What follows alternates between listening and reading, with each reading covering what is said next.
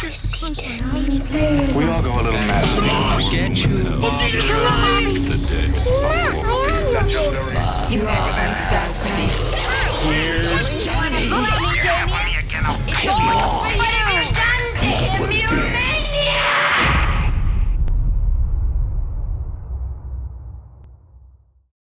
All right, hello, and welcome to the Horror Hour, the place where we discuss, debate, and disagree on all things horror. I'm one of the co-hosts here, Yutaka. Hello, and today I'm joined with Liam. Hello.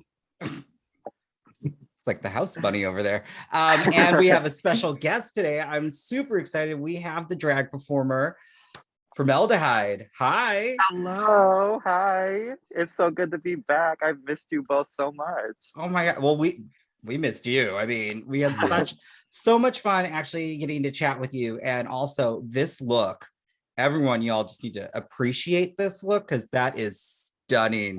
And I'm loving the hair. Thank you. This was actually supposed to be like part of my Monsters of Rock look. At least the mask and the hair was. So I'm super excited if people are able to see it. I was super proud of this mask. So it was sad that I didn't get to do it, but now I get to show it off everywhere else, and I don't get to feel bad about it. Yeah, because I am loving the eyes, and it just pops. And then as we were saying earlier, with the outfit too, how the green just reflects off it. Yes, it's stunning. Beautiful. Thank you so much. Well, today we're also excited because we brought Formelda Hyde back because we're going to talk about their favorite horror franchise, Hellraiser. And I'm so excited. And Liam, I don't know, have you actually seen prior to this? Obviously you just now finally saw 4, but had you seen any of the other ones? I'd seen snippets when younger, but I'd never actually sat down and watched them. Oh, that's exciting. So this was your first actual introduction to Hellraiser? It was. Oh my This God. is going to be interesting and exciting. The last two, they hated it. I love it. It's I grew up with it. It's, I mean, well, then first off, Liam, just overall thoughts of the 4 you watched. Be honest. It's okay if you didn't like it, because I still do. Mm-hmm. Be honest. So the first 2, trash. I'm sorry. What? Actual trash. Ooh. Cenobites are such a good concept and idea, and the actual Cenobites looks themselves are all so well done. Okay. But I feel like they're just let down drastically by the acting of the non-Cenobite cast, the story itself, the look. This, for the first film, you two will get this because you're not British, but because it is set in Britain, it looks like an episode of EastEnders done after dark. Which it's EastEnders is a long running soap that started in the 80s. It's just, if he said daddy in that way one more time,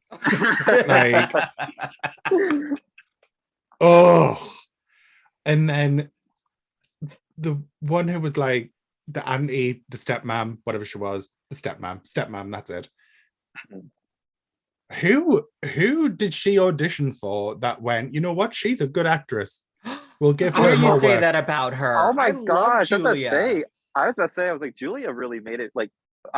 She's one of the main reasons I love this series is just strictly Julia. I wanted, for the longest, I still do, is Julia's own film. I want to know why she's batshit crazy, but that's just me. I loved her. She is amazing. In my her book. First kill with the hammer.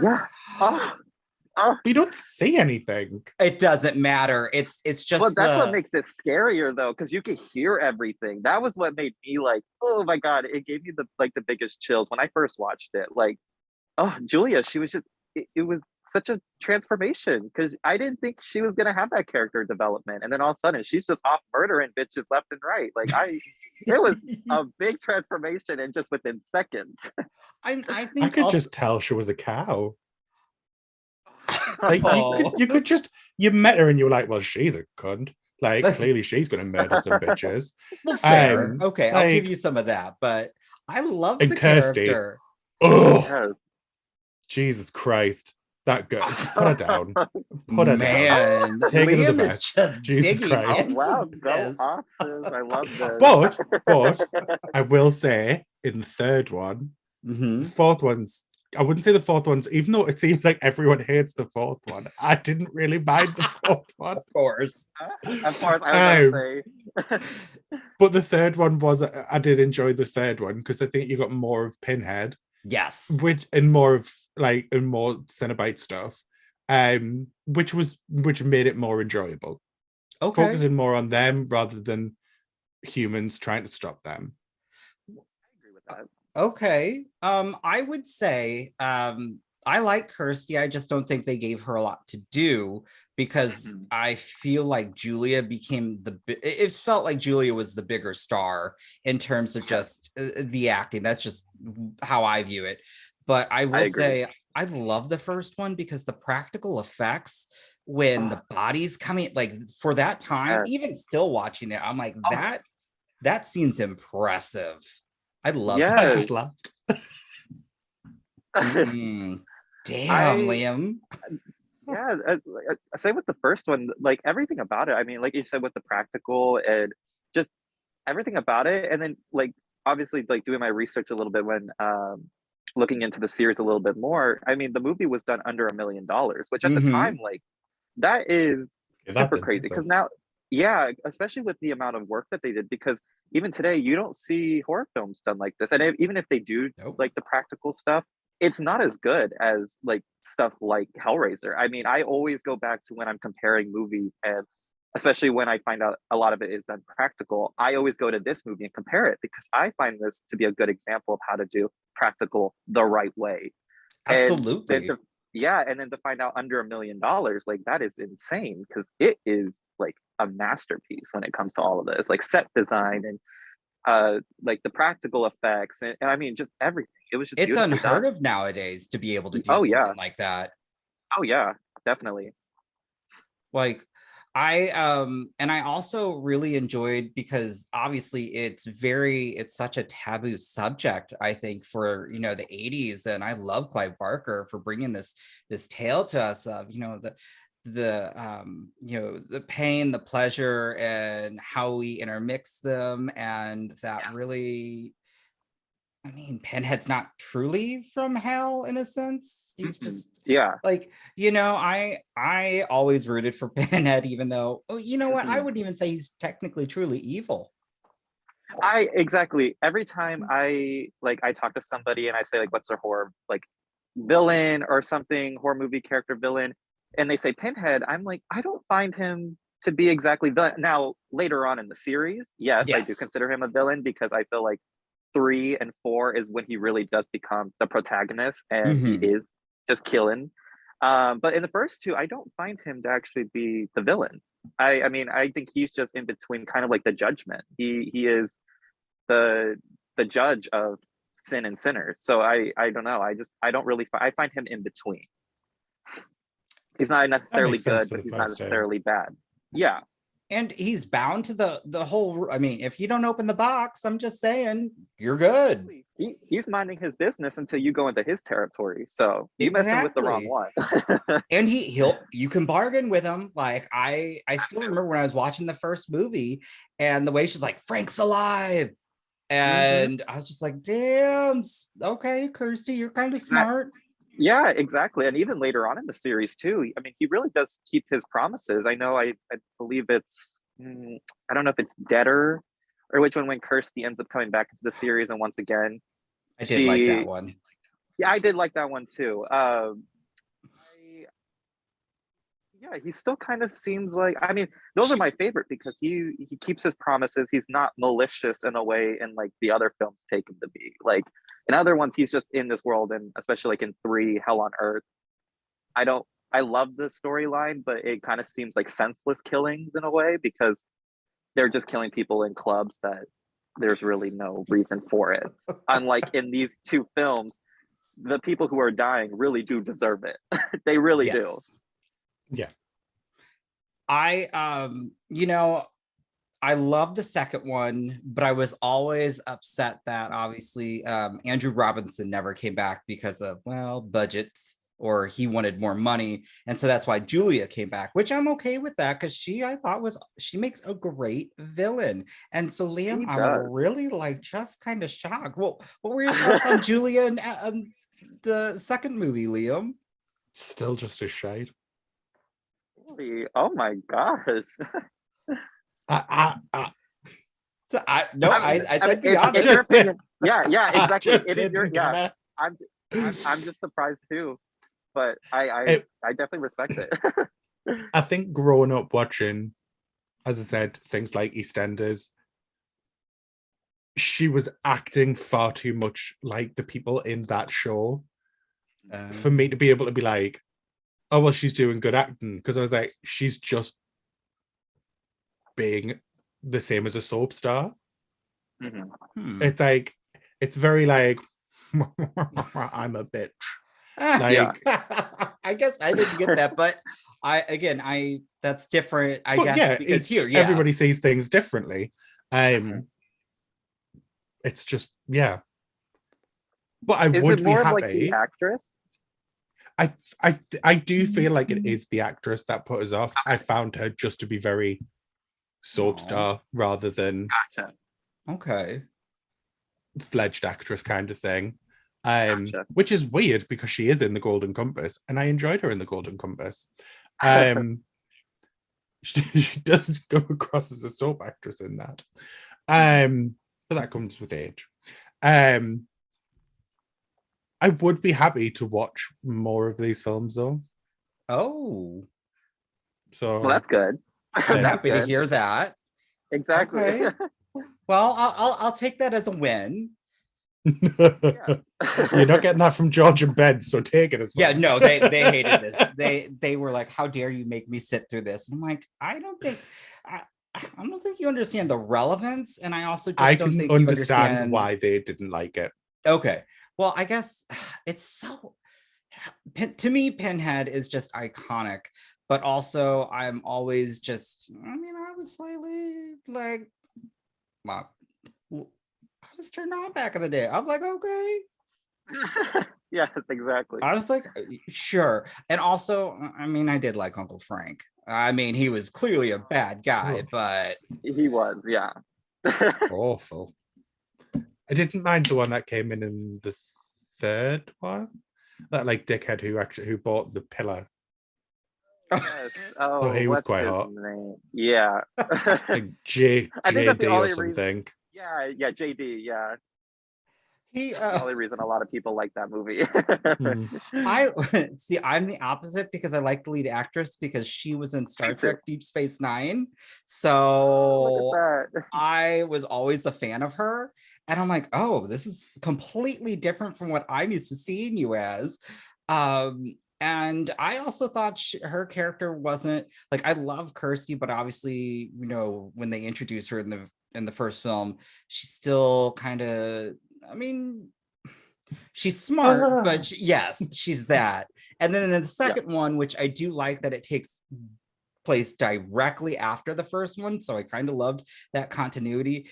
Even still, I was like, you're still, I love the actress, but I was like, dang, I was like, I don't know.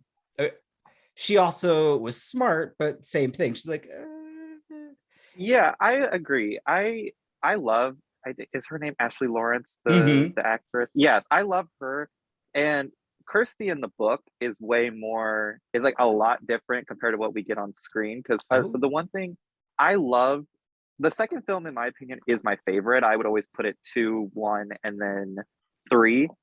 But something that always really kind of turned me off when it came to the second film was kind of just how like badass Kirsty became. Even though in the first film she is very like timid, in my opinion, and like I don't know, it was just like a really big shift. Like all of a sudden she's fighting off these demons and stuff, and it's like within hours of the events of the first film, when she is like completely hopeless in the first film altogether. Like she has a few good like runs in the first film, but like I think that was just the one thing in the storyline. I'm just like, how is she just going full force with these demons? She has no knowledge about them. She only knows like the tiniest bit about Pinhead himself, but she's off going into their world like nothing. I don't know. That was just the one thing that kind of like always bothered me about Kirsty's character.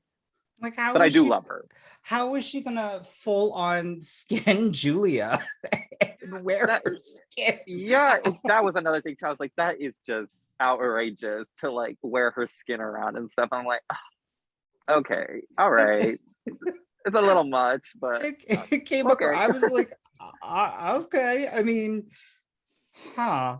I will say, like, the mute actress, or well, I guess she wasn't eventually mute, but like I felt I got more emotion from her, honestly. really did. Yes. And I love Ashley Lawrence because I still think she is able to go toe to toe, but I do think her character shifts just too drastic from one Yeah. to two. Yeah, exactly. It was just a little weird for me in general, like with that second film. Like I love the second film. The second film is like my go-to every time I watch the Hellraiser series, but that is just the one thing. Every time I'm like, if I could just change that, I would.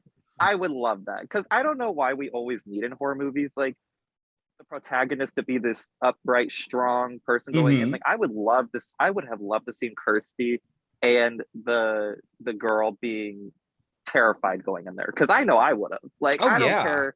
I mean, I didn't even know what, like, if I would have been in the first film, I don't know what I would have just seen when I sent the Cenobites back, but then you're going into their world. Like, I would have been terrified. I wouldn't have wanted to do that. But I think, yeah, that was the one thing I would change. But otherwise, I think these movies are, like, perfect, in my opinion. Like, you can't go wrong with them in my book. They have some of the best, like some of the most gnarly kills. I think in the Yes. second one, I mean that mattress scene Oh where my gosh. Oh, oh, him just, like, slicing his body up. Like, yes. I still, every time I watch that scene, I feel it. And like, and I'm also one of those people, if I see a bug around me and I like lose it or something, like I will constantly be like feeling like if something's on me for hours. And so I knew exactly what that person was feeling in that bed when he's cutting himself, doing there's bugs on him, because I'm the same way with my fingernails. I'm scratching myself. I'm like, I need to take a shower. I need to wash up. I feel dirty after just seeing like a little spider. It's like I knew exactly what that person was feeling. Oh my god. I will say, like, if I walk through a web and I'm like, I just got home, I immediately like, I'm taking off the shirt. I'm like, I gotta put on. Nope. Yep, exactly. Is this because you're in America and the spiders will kill you? Yeah. Well, I mean, they tend Yeah. to say every house has two like brown recluse spiders. So hmm Oh yeah, we got yeah. here. We got big old black widow spiders, and we find spider nests all over the place. Yeah. And like we can keep our house as clean as possible, but these spider webs and these little spider eggs will always pop up out of nowhere. And when I'm telling you, I tiptoe around the corners at night in my house because I'm afraid I'm gonna see one of those fuckers on my floor. Like it is insane. I hate spiders so much. So much. I can deal with any type of, honestly, I can deal with any type of bug except spiders. That's like the only like, whoa. I remember somebody actually, this is off topic in a sense, but somebody telling me a story how they were in the army and obviously overseas, they've got like camel spiders. And they were in their RV, they were in their Humvee, and they ended up one like came over like inside on the dash, and they're like they they hopped out, let it crash, and the guy started shooting. They're like, what? And then when they saw it, they're like, oh yeah, okay. Yep, that makes sense. Everything's rational. That checks. It would be mine. Right. I know my mom fucking always thinks I'm the Christ. craziest when I tell her like we need to burn down the house when I see a spider, and I'm like, no, that is serious. Like we need to burn this house down because wherever there's one, there's hundreds more where that came from, and I don't want to be anywhere near it. I will lose everything just to a Black Widow. I don't care. burn it down. I feel even more dramatic now because mine aren't even poisonous and I'm still just getting burn it all. Exactly. Yep. Nope. They are. Oh, Yeah, they'll kill you here. yeah. Oh God. Then again, Mm-mm. fun fact, it's funny because they don't have snakes over in the UK like we do here. So Lucky. I'm in Arizona, where Arizona is literally the snake pit. You mhm. find snakes everywhere. I mean, I can't even tell you how many snakes I've hit just driving to work days. Oh. So I mean, it's terrifying. Yeah, I mean, you'll look at the front of your car, they'll just see a dead snake on the inside of your tires and stuff. It is disgusting. I hate it. I'm That was very a lucky I fun don't little. have any of that. That was a good foray because that's humorous. But well, back to Sorry. back to Hellraiser. What I will say, 2 for me is also my most favorite. Just because I feel it goes a little bit deeper into the mythology, while 3 is the most entertaining because I Yes. do love when Pinhead just does just fucks up everything. And then we also get to see so many different Cenobite looks. I mean, Yes. it was only natural that dude had a jackhammer in his head. I thought that Oh, I was know. Yeah. I was thought like, that was that's hilarious. clever. It really was. I was entertained by the one thing I can say about the Hellraiser series is no matter how bad they are, you can always be 100% sure the Cenobites are always on point. Like, I have not Yes. hated one Cenobite in any of the films, even the ones that are in like the recent, like 2000, I think it's like 2008 and stuff, or 12. I don't care. I will fight anybody on this. There has not been one Cenobite look that was bad ever. Like, I wanted to be every single one of them. Like that, I love that. And I think 3 really did start the trend of let's make these bitches look the craziest, and every single film after. Like, I loved it. Yeah, it was good to watch when you actually watching the scenes in the third one, because you could see people just dying, but then you could tell which ones he was going to make into Cenobites. Exactly. Yes. Because the ones that were getting made into Cenobites had like ridiculous things happen. Like, everyone else was just getting like a chain through them or something. And then like there was then obviously you went to the DJ with the CDs. And I was like, all right, so CDs. he's Loved becoming a that. Cenobite. Oh, Yeah. that was so Um, clever. So clever. And I was just like, I was like, that is clever.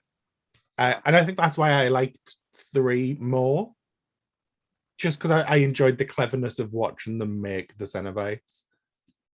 And then I also enjoyed just the fact that you got to see a bit more violence in that one. Well, and I feel bad. Let me pull it up because I can't remember. I remember the actress's name, but her character, I think one of my it's the actress's name's okay, Joey. So I think one of my favorite things is where she runs into the church though. And she's sitting there talking about, I forgot, she asked him, do you believe in hell and the devil? And then he's like, no, child. Like, no. He's no child. These are all make believe. She's like, what the hell is that? And I'm like, so campy. I absolutely love that scene. It's one of my favorites. And then I love that then Pinhead even takes out the pens and like sticks at it. I'm like, oh. As the stigmatas. Yeah, I was like, oh, they know what they were doing. I was like, this is good. I love this. It is probably, yeah, like it's the most enjoyable in terms of there's just so much happening. I think 2's more emotional because I do love that Kirsty, which even still I'm like, girl, why the fuck would you go back? But it's because she believes her dad's there, which I loved the idea that, it was Frank reaching out to her. That was that scene was great in his own personal hell. Oh yes. That scene, like, I mean, in general, I think 2 is my favorite just because I love anything hospital related, and I love the psychiatric and like the medical underline of everything, and just seeing that scene where she's in that bed and she sees, obviously she thinks it's her dad, but it's obviously Frank, and he says, I'm in hell. I'm like, what such an icon. It's so simple. It is the simplest thing ever. I mean, there's no jump scare. I mean, it's gory, but it in aspects of other films and scenes in that movie, it's not that gory. So I don't know, for some reason it just, that scene always, just every time I think of Hellraiser, my mind goes like straight to that one. I don't know what it is. It's just so striking.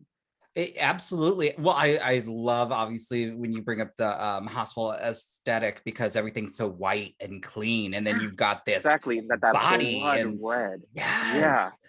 And I feel like there are several other movies that have maybe I wouldn't say like, I feel that borrowed from that, because it's such an iconic scene, and it works because it's creepy and it kind of gets under your skin. But exactly. For me, I did. I love that. I still think Kirsty's batshit crazy for thinking, I could go down there and I can get my dad back. Exactly. As if she knows all the rules to this unknown universe. That I'm like, okay, bitch, let's go. Like, do you have a survival guide in the back of your pocket that like knows everything? I was like, how did you know what to do every single step of the way? It's so crazy to me. I did also like the hospital aspect. I thought it was really super creepy when he goes to like the basement, like it felt like top secret lower level, because no hospital room has it. Yeah. I was like, what kind of hospital is this where they have inmates in these steel rooms and like the boiler, the steam, and it just looks all decrepit. I'm like, what kind of hospital is this? Wait, where would you find a hospital like this anywhere in the world? Like, unless it was like some real messed up shit. Like, I don't know. It was the 80s. Things were different. Oh, exactly. Ask Yutaka, he knows. He was in the 80s. That's why I love these films, I guess. I don't know. I loved that aspect. And I also loved to see that, there were more puzzle boxes, and, this psychiatrist just, I mean, I got his motive. I didn't agree with it, and he got what was coming to him. But two's just, I don't know. Two's a real good. It gets under my skin every time I watch it, because some of the just the storylines, but also that I love the kills and just the look, the aesthetic. It's just so visually pleasing. I also saw, like, going back to that boiler room / basement area, I also kind of saw that as a nod to like Hell on Earth in a way, because it was literally like going down into hell and into kind of what I think like the patients there kind of feel like, because up top it is all white, it is all squeaky clean, there's beds, everything just was so perfect. But then you go down into this boiler room like thing where the cells and the rooms that are supposed to help people in these hospitals are rusted, they're bloody, it's disgusting. There's the steam that kind of like resembles like chemicals, and I don't know, it kind of gave me the feeling of like what these patients were seeing. Like it really did like seem like that way, because especially with the psychiatrist bringing patients that were not in tune completely with their selves. There was something wrong with them. They were not physically there, even though their shells of bodies were there. I think that really kind of went into that storyline. Like, that's what they see. That is their hell. Like, it doesn't you don't necessarily need a supernatural being to take you there. You're already there. It's closer than you think it is.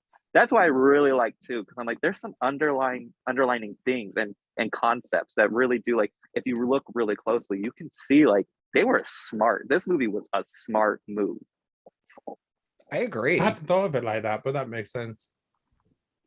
I mean, it really, I feel like the first one just was that we're just getting our toes wet, in with the mythology, and two just really opened it up. Now, granted, I think the first one was more pain and pleasure, whereas this one was, I felt this was hell.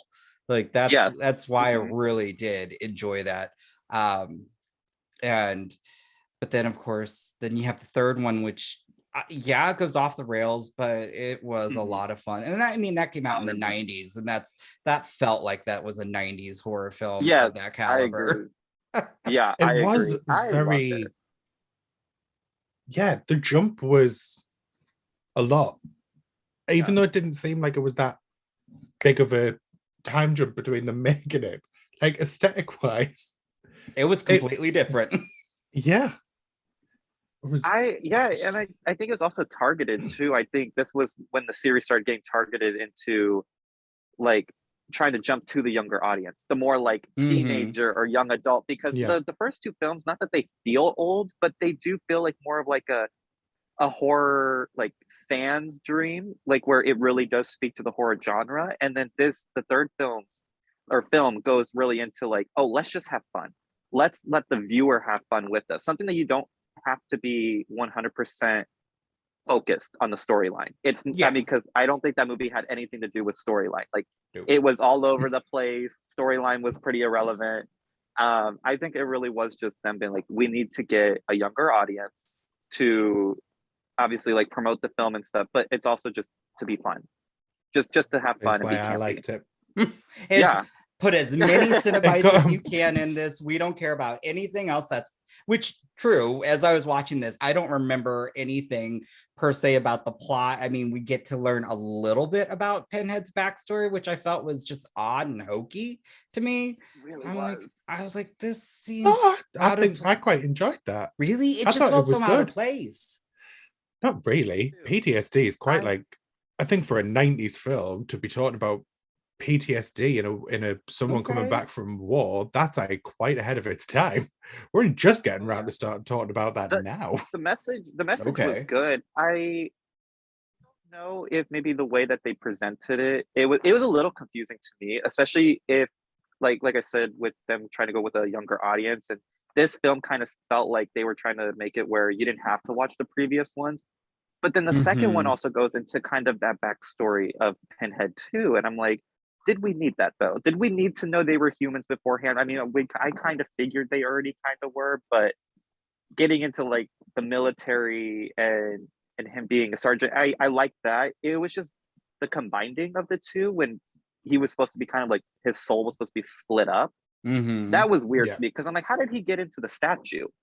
Like what that was something that didn't get explained at all to me. Like I how did he get from being the hell priest and someone who was kind of a ruler of his domain to then being stuck in this pillar? Well, I didn't understand that. Wasn't it the end of the end of 2, when he dies, when Kirsty makes him a thingy, makes him human again, he gets like and then goes onto the thing. Oh, you know what? And then at the end of 2, it rises, it like pulls him into the bed and then rises up from the mattress.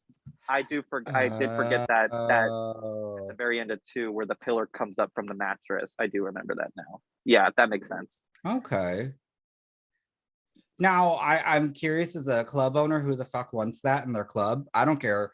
I don't know. It's just like, I'm just gonna go ahead and have this in my personal bedroom. Maybe. I don't know about my personal bedroom, but I did really want to have it. When I saw that, I was like, I want that. I kind of want that. That'd be something I would decorate my home in, like for sure, 100%. I don't know if maybe in my bedroom, and I don't know if having sex in front of it gave me like the power it gave JB or whatever his name was, because that was a little weird. Like he just put it just strategically by the bed where like all these faces were watching. I don't know. I don't like that. I was like, ugh. Something about that makes me uncomfortable. I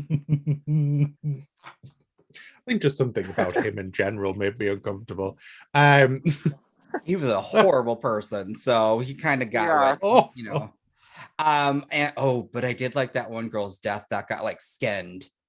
That was his little hookup day where her whole skin just got right off. I was like, oh my god. I was like, and especially after having that really prolonged sex scene that I don't think any of us wanted, but right, most of us probably did enjoy.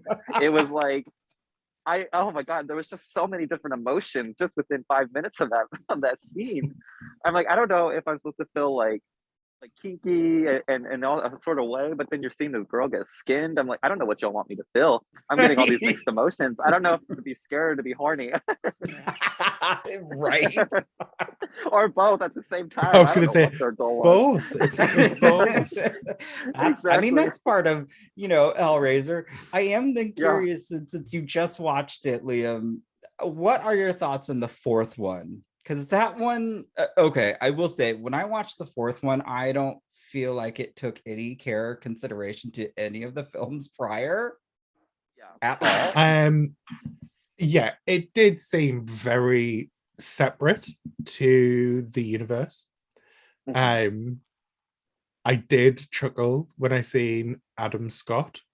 Oh, I forgot he was in that. Oh. That's right. Yeah, Yeah. that is true. Yep.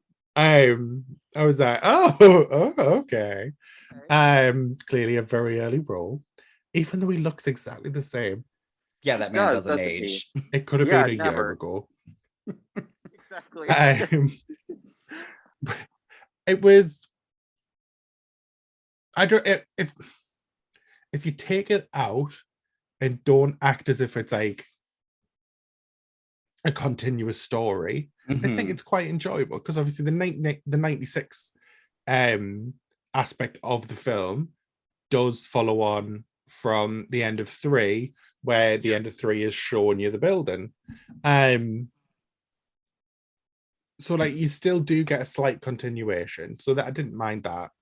And I kind of enjoyed seeing how the box was created. I like quite that. liked Angelique. Oh, Angelique. Okay, I like, but I hated the space part. That I thought was like, okay, Oh, guys. If we could have taken out the space part, this would have been a really good movie in my opinion. And like I said, like if it wasn't like if I thought a bit more of the lore, obviously part of it, like I really did like it. I liked where the box came from. I liked how the family bloodline obviously is cursed and stuff like that, and that there was really no way. I do like that. The space part took me completely out of it. Even when I'm watching that movie, I always just turn it off when it gets to the space part because I thought killing the toy maker was a good ending. And like his family, like his wife or I believe it was his wife and his kid, like ended up sending the Cenobites back. I like that. I thought that would have been a good ending. Like I really did enjoy that. But they just had to, it really did feel like 3 films put into an hour or so long movie. And I was like, I'm confused. I was so confused. But wasn't it supposed to be different? I did hear a little. I did see like a little thing online. Yes, this was like. I know like they never could. I know the 4th movie was like the start of the downfall of Hellraiser, where directors were leaving, some were coming back, some were replacing others. I know this one was like definitely a storyline that had been was not the one that they originally started with. And so it does feel like that because there are so many jumps within the movie that it does seem like so many different people were hands-on with this project. I'm not saying it's necessarily a bad film because, I mean, again, I find it more of the entertaining like films. Yeah. I do know that like a lot of this film was just all over the place when it came to in the makings of it. I will say, I think that one's probably has the biggest budget though, because it does look most stylized or like, it doesn't look cheap. Not that there's anything wrong with like the first two, because I still really enjoy them, but I felt like this one it's the cleanest looking in terms of that. It did. Especially because a lot of I know they still I like that the Hellraiser series does still go with practical in everything a lot of the time. But this one was also a mix with practical and CGI. And I actually didn't mind it because this was the age where CGI was at its good point, where it wasn't too phony looking, yet it wasn't so expensive to make it look realistic. Like I did really enjoy the set designing, practical, CGI, like it all was a really like appeasing film to look at. I was pleased looking at it, at least. I did chuckle when the whole film opens just on the space station, and I was just like, it opened up and I went, isn't that just the box opened up? Yeah. Yep. And then it got to the end of the film and it was the box opened up. So it was the box. And I was like, exactly. They could at least have disguised it a fucking little bit. Jesus Christ. They really could have. It was literally it was literally like a cut and paste, like when you're like teaching a child how to make a box. It is so funny too, because I remember as like when I first saw the Hellraiser movie, I made like my own little box at home. And then when I saw that film, I'm like, wait, that's just the pattern for the box. I was like, y'all couldn't have done a little bit with it, because at the end they're supposed to make this big reveal that, oh, it's not just a spaceship, it's the box itself, and it all closes up. I was like, girl, we saw that 50 minutes ago. I was like, we knew that was what was gonna happen. I was like, y'all couldn't be a little inconspicuous with it, not a little bit. Apparently not. That does something. Yeah, That was far too complicated. I guess so. Oh man, it was so funny. I would like to know then, with because I think this is going to be, I'm really curious to see how this is going to work in terms of, now we've got 2 Hellraiser properties coming out. Yes. One on Hulu, one on HBO Max. Yep. They're not going to possible? be rights issue. Yeah. Yep.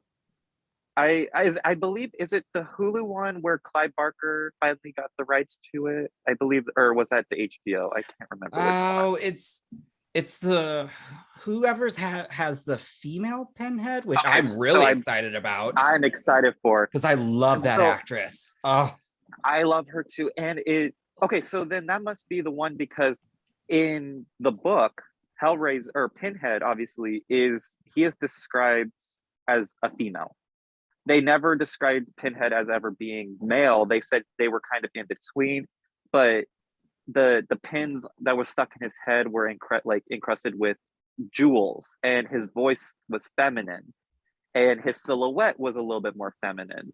But they said that his demeanor and his stance was more male. So I like that they're doing that with the series, because that shows that they're really taking into consideration not just what the source material we have in movies, but the book, which is an amazing read. It's a very short book, but it is an amazing read. I really do like that. When I heard that, I was like, oh. And I mean, come on, a female Pinhead. I mean, I don't see anything wrong with that. I'm ready for it. So I'm amazing. so excited. I mean, mean, amazing. Once they said that, I'm like, okay, well, I want to know who you're going to cast. And when they dropped the cast, I was like, oh, damn.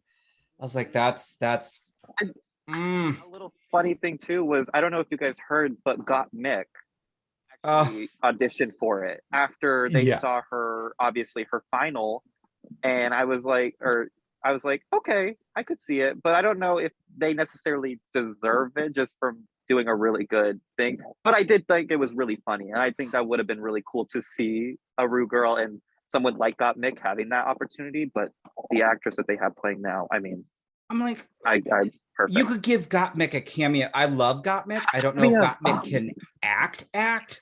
You know, I think. Have we not seen The Bitch Who Stole Christmas? Ooh, all right. It cannot act. but I'm just saying, I think Gotmik would be great for a cameo, because that was one of my favorite things to see on Drag Race is Gotmik coming out like that. I'm like, oh, it was amazing. It really was. My horror loving heart just was. I was like, I don't care. Gotmik's my winner, and then Simone did all that, and I'm like, well, shit. Now I'm bored. Right. It's like, oh god damn it. You know, and what I especially enjoyed about Gotmik too was that it was for the final, the most important runway of the whole season. Because I mean, obviously we've seen so many different interpretations of horror movie characters within the Drag Race and the franchise and stuff. I mean, we got Crystal Methods, Freddy. I think there's been multiple.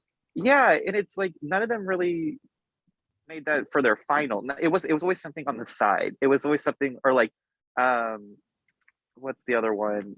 Saint's sister, drag sister, right? Aiden did the Shining reference and stuff. Yes. Yeah, it was like all of these. I love that it was just the vocal point, and it was on the biggest stage of RuPaul's Drag Race that it was like, oh, it got such a great spotlight.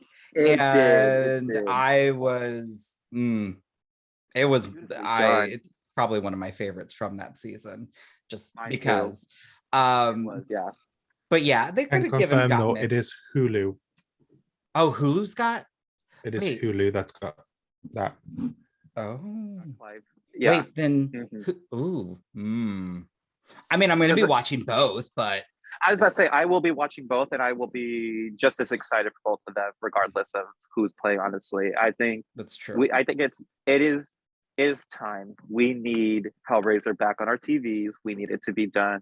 I hope hopefully done right, and then also bringing in a taste of today's horror. I mean, we've Oof, seen it. We've seen it yes. with Scream, with Scream 5 coming out, Halloween Kills and Halloween Ends, and all those films, and I think we're ready. I even with the Candyman series, like Candyman and Hellraiser, two of my favorite Clive Barker stories. I was like, don't touch them, don't touch them. But after the new Candyman, I wasn't mad that they actually were actually pretty good. It wasn't my favorite, but It wasn't was my good. favorite, but I will say Nia DaCosta, like the direction, like that was Yes. one of the most gorgeous horror films I have ever seen. It Like really was. like the production value and her directing was I will Amazing. give all the props to. I had other issues with that film, but I did too. Yeah, but I I want to think- see Nia do more horror though. I would me love to too. see. I completely agree. But I love Clive Barker, and I'm just happy to see that hopefully this brings more spotlight, because I think one is Hulu's the series, and then is HBO Max a movie, or is it two different series? All the way around. Oh, Hulu's the movie. Hulu's doing a movie. Yeah, HBO Max yeah. has the series. it's doing the Okay. series, Yeah. right? I mean, either way, I'm ready for it because I'm so ready. I just, Pinhead is just iconic. Whoever Mhm. plays them, well, except in the last films, I don't know who they got to play him, but I That was last film, not that was okay. a mess. That was messy. Those last two, the very recent one, I forget. He looked the scariest, I will say, when his it kind of looked like the rib cage was coming out. I think Judgment, Hellraiser Judgment. I thought he looked the scariest. The one before that looked goofy as hell, and I was so upset that they let that on screen. I don't know who approved that, but I was like, y'all made him look goofy as hell, and y'all need to go to hell for that. Literally, go to hell for that. But I did think Hellraiser Judgment was the scariest Pinhead, in my opinion. But I still think Doug Bradley is or did I say Doug Bradley? I didn't mean that. That's the other guy. What's his name again? No, Doug Bradley's the Douglas. original. Oh, is it? Is it? Okay, good. That's what I thought. I was like, oh, wait, is that right? Yeah. I always get Douglas Jones and Doug Bradley mixed up all the time because their name is so similar. I was like, wait, did I just say the wrong one? That would have showed how bad of a Hellraiser fan I was. Oops. No, Doug Bradley, he is, I mean, he does such a great job. And honestly, just watching him in interviews too, he's just so appreciative of what it's brought him. And I love that. And, you know, I am always a fan of actors or actresses who, you know, have been in horror series for a very long time, and they're just thankful to what it's brought them, or just to be part of that. And Doug Bradley really, I mean, granted, he kind of got screwed when they're like, we don't want you back, or we can't afford you. Right. And I'm like, right. Oh, I think it was definitely a Ford. And you know what? I do know, because I go on his Instagram lives all the time. Him and his wife are just absolutely hilarious together. I do know that he hasn't even watched any of the other Hellraisers. So, I mean, I don't even think they might have even contacted him to play the other after they were done, because he's never seen any of the other ones. And I'm like, well, that's just shit. You cannot just like not offer it to him. Even if they say no, at least offer it to the damn man. I mean, I think he deserves he's earned that because right. Yeah, he really has, because he's already done all of these films, and then you all just change him out of like that. Like, no, I do know that there needs to be change. At least put him in a cameo scene. Do something. If you guys can't afford him all the way, but like do something for him. Put some respect on his name. that's a damn He shame. deserves it. I mean, he showed up in a Wrong Turn sequel. Actually, he was pretty fun in that Wrong Turn sequel. But He was. I mean, I'm like, the dude still got it. You guys could. Yeah. Well, with the Hulu that they put him back in there, hopefully. Well, Even if it's so not. I just quickly got up the page. okay. So the Hulu version is the one who they've cast correctly and who they've said they're going to stick to the book. Okay. The HBO Max version is the one that Clive Barker actually has involvement with. Oh, okay. Oh, how that's interesting. Then. But fascinating. they haven't been cast. Mhm. They only have producers and executive producers. But Danny McBride is joining them for the HBO Max version. I'm And not obviously he's upset just with done that because Halloween. he Yeah. really turned Halloween around. Now, granted, Yeah. Halloween Kills maybe not my favorite per se. I loved it, Yeah. but it was definitely filler. However, It was definitely a filler movie. Yeah. Halloween agree. 2018 was Was amazing. I loved it. I loved everything about it. and It was really good. I mean, he brought back Jamie Lee. Who knows? Maybe they could bring back Doug Bradley. I would be okay for that. I would be here for that. I'm Still happy for the other casting. I want more Hellraiser, honestly. I think it's been so I long don't since think we've it's gonna had go long. a good just Hellraiser moment. So And I mean, I anything Hellraiser is amazing, but I even know too, like the Dead by Daylight game, they did a really good job with putting him in the game too. Like his the way he looks in the game. I mean, they've got the voice lines of Pinhead. I do know that it was out of the game for a little bit because they didn't get it right at first, but they've managed to get it perfect to where they're adding his lines back in the box and stuff. So I'm excited because it just shows that like with Pinhead, you cannot mess it up. You need to do it right and you need to do it well. So I do like that with this Hellraiser series and the whole franchise, it's not just after the first couple films have come out, they've been a little bit of a bust, but I think everybody has relatively taken the series seriously. Like it wasn't just something they could just trash the name with. Like they really had to put a lot of work in. no, I'm really excited for it. I mean, I love horror, obviously. So I will certainly watch it. I mean, As I said, so I'd quite happily give them a chance. yeah. Yeah, I mean, exactly. if Clive Barker is going to give his stamp of approval or is going to be involved, You've you've got me sold. Yeah, And yeah. I mean, if Hulu's is a one-off, but you've got great casting, all right, okay, I'm sold. Because Exactly, both yeah. have also budget, and I expect to see some wicked kills, or I hope. Yeah. And they really got a lot to fill with the Cenobite designs too, because they need to know how to do new designs, but keeping it with obviously the iconic look. They got a lot on their plate to fill, so I'm very excited to see what they do with it. I think that's always very difficult with horror films nowadays, though. Yeah. Long-standing franchises blending, old with the new. And it's funny because we talked about Scream, and today was the first day I actually saw somebody post something really bad about it. I'm like, damn, I loved it. But someone said it was hot garbage and Wes would be rolling in his grave. I was like, shit. I was like, no, sorry. Yeah. One of the people I've been following for years, and we've been good friends, and we resonated with horror all the time, and he's a horror movie page and stuff like that on Instagram. He thought it was garbage, and I was like, okay, all right. I think that's a little much. I didn't think it was. I don't think so. Scream 5 for me was amazing. I still think it kind of holds its place behind 4 still. I do like Scream 4 a little bit more storyline wise.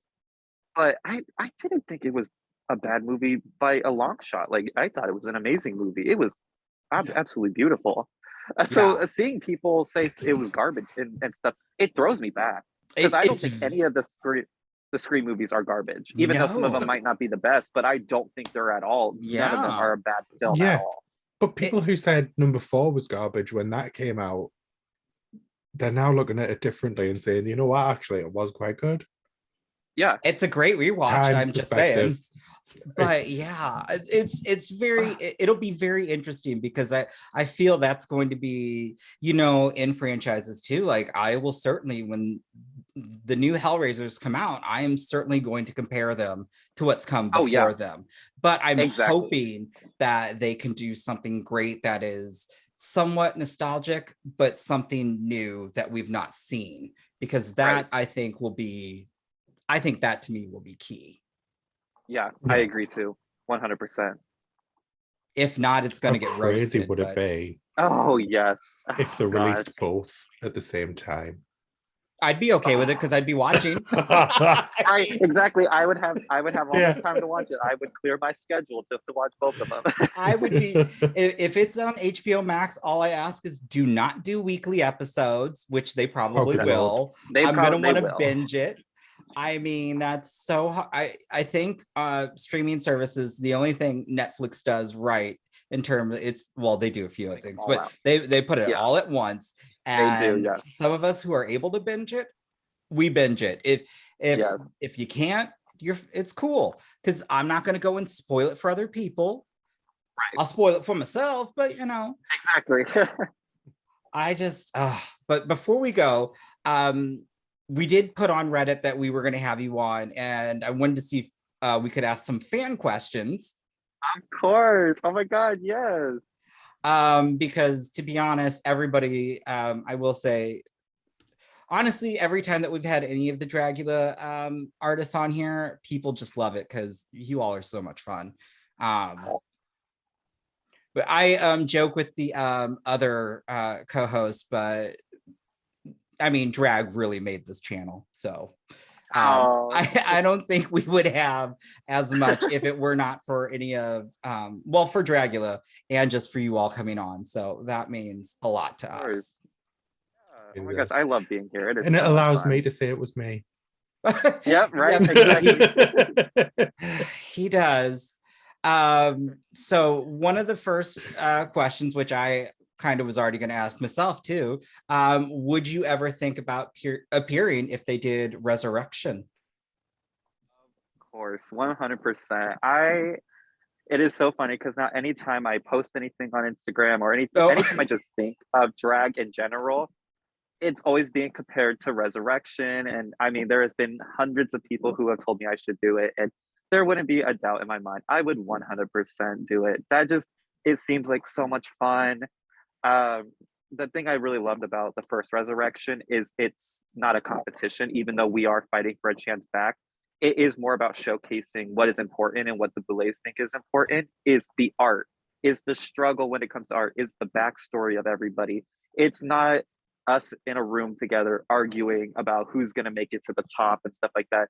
When they bring back artists for Resurrection, we are all on an equal plane. We all have something to show. We all have the approval at that point from the Boulets. So we know that we are worth it. So when it comes to the transformation part, it just means so much more to me in general.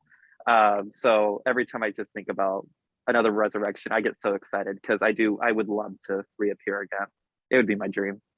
I would have to say that, don't come for me, Drag Race fans. I love All Stars, but Resurrection is just a whole nother level because we get to know more about the artists themselves, I think. And I just thought that was so cool, so unique.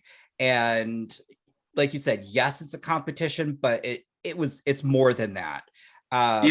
And I think it's very nice because I think even on Dragula, we only get that very little time with each individual, where in Resurrection, we really got to see them in their element at their most comfortable, to where they could actually bring out the best of what they could bring.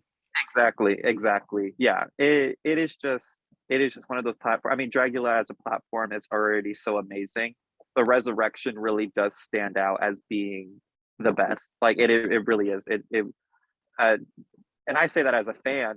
Not even because I'm biased because I was on the show, but I mean, watching it as a fan, it was just something that felt more wholesome and more serious, and it something about it just resonated into my heart more than Dragula did. So just thinking about Resurrection, the possibilities, I would be lost if I said no. I don't know what I would have done. Like I don't know what else important I have to say no to it, honestly.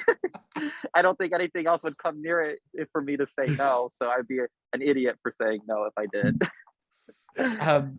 Another question we had then is, what has the transition been like, though, to also, come from being an online artist to then now also being now on stage? Uh, so for me, at least, the biggest transformation was having the confidence, because obviously we see in episode one, I wasn't the most confident in my on stage performance, and I think Mhm. that was because, and I mentioned it in the reunion, that that was my first time being on a real stage. I consider that, I don't say it's my first time being on stage, but it was on my first time being on a real stage, something that Mhm. really mattered to me. Oh, of course. And yeah, and being in that situation, it really did make me a stronger person. And now today I know kind of my abilities and what I'm capable of. And I think I've truly found my style now. Before, I was going off based off things I've seen and that I tried Mhm. mimicking. And I realized that wasn't the way to do it, because mimicking somebody else's style isn't going to help my style at all. So I, over the time of Dragula being not only done filming with, but being aired, I really did learn my true self and what I wanted my style to be and what I wanted to be like. And just feeling great about it, not feeling like I had to cater to anybody else. Because I felt like I did have Yeah. to, on the show, I felt like I was kind of trying to blend in with everybody, even though I clearly wanted to stand out. And I think that was my downfall. But I would say that is what's going to help if I was to return to a Mhm. season of Dragula. That's something that would I would definitely excel in now that I didn't before. Oh, that's Good. good. Um, and I know, since we actually haven't got to chat since the reunion, how was it? That reunion was very entertaining. It was very eventful, that is for sure. Um, it was an experience for sure. I think I was more of the comical relief for most people, just because you just see me just sitting there, because I couldn't talk about anything, because obviously I wasn't there for anything except for little things and stuff. But you know, the reunion also has a special part of me, because it shows that this is truly a family. It it Mhm. it is a family that not only do some of us not like each other, but we can comfortably say that to each other. We don't tiptoe around it. And even the people who That's try to true. tiptoe around it, they get called out for it. And that's what I love about it, because we all have to be accountable for our actions as well. Um, but you know, it's that part of the season where we all get to be back for one last time in the same room for a lot of us, that we could share unwanted like unwanted opinions sometimes, and Mhm. opinions that some people do need to hear, and then overall just have fun, forget that we were all just in this drama and everything, and just be a family again. Like we it I don't know, it really was nice seeing everybody, and especially being surrounded by the people that I cherish so much as well. Because I mean, I had Betty on the side of me. I had uh, Coco right across from me. I did really feel like I was surrounded by people that I genuinely loved, and it was also nice to see some people make up and get an Mhm. understanding, because obviously a lot of us had some tension in between us, and from that point on, we none of us let out that tension, because we had to wait until that reunion. So it was a really That's big like true. relief off all of our shoulders, because we were just able to just let it all go, and then go into the real world and hopefully do the best we can. And remember, it is just a show. It was for Mhm. entertainment. At this point, after the reunion, we all go to our normal lives. We all get to do our own things, and we just got to be supportive of one each other, because we're going to be in this for the long run. No matter if some people don't want to believe it, but we are all in this now for the rest of our lives, because we are only a few that will know this experience firsthand, what we went through. It's just Mhm. the 11 of us that know what events we went through, and that makes us stronger as a family. It did look like he's had such a fun time though. It was, no, Like yeah. the I mean, it really was. yeah, them little snippets of like when the cameras were off, just hilarious to watch. Oh, and you know what was so funny too is I've seen like a few people on Reddit too saying like they didn't think they thought it was planned. That was 100%. I mean, Hosa was like, "Why aren't the cameras on?" And they genuinely told us that the cameras were off. I mean, they made it look like we were not a part of it. I'm so happy that they didn't put this one, but I remember they were pumping us full of like, I mean, obviously they were giving us drinks and stuff like that, and I don't even know how many glasses of, I don't even know if it was wine or champagne at that moment. I was so gone. I just remember telling him that I had to like go to the restroom. And when I tell you, I sped through those cameras, like right in front of those. I was like Blade Runner. I was so fast running past those cameras to go to the restroom because I was not going to make it. And I am so happy they didn't put that on film because I would have been so embarrassed because I'm just telling everybody like, move out of my way. I have to go to the restroom right now because I was hours of filming and they pumping us full of alcohol. And I have a small bladder as it is, but I'm literally like in White Chicks where they're like, move bitch. And like getting Yes. it stalled because I was in pain. I just remember telling Betty, I'm like, I was like, these bitches better move because I'm going to plow through anybody who gets in my way to that bathroom door. I love a I good was White like, Chicks damn reference. fool. Hey, oh my God, it was so funny. That's all I could think of going on my way to the bathroom. I was like, I'm going to plow through anybody who gets in my way. Oh man, those moments were so good. Oh. And then the one final thing then too is I know I follow your socials and everything, but in case anybody doesn't, what is next for Formelda Hyde? Okay, so there's a few things. A YouTube channel is coming. It is going to be solely, yes, so exciting. It is going to be solely on reviewing horror movies and everything horror that I love because I've always wanted to do it. Formelda's coming for our gig. Oh my gosh, I learned it from the best, y'all. I've always, that's always been a dream. Is always, I mean, when I first started Instagram way back when I was like 14, I started as a horror movie reviewing channel, like a little page and stuff, and reviewing all the latest horror movies and stuff, and getting horror movie props and stuff and reviewing them. So this has always been kind of a dream.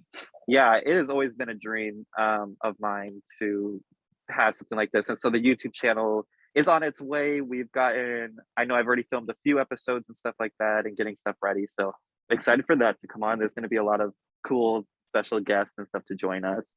And as long with the podcast too, that's coming out too. So those will kind of coincide with each other. So it's a lot smart. of fun stuff is coming. I mean, I saw Saint and Coco doing one, and yep. I mean, honestly, in this day and age, if you're not hustling, I mean, you're not going to make it. So I think that's really awesome. Exactly. Even if it's coming for us, but that's okay. Exactly. I will still listen and I will still watch because I love all of that. Thank you. I will say I am a little bitter that Saint took my co-star because I wanted Coco to be a part of my podcast, but that's all right. They do an amazing job on their podcast. I love their podcast. It is so funny.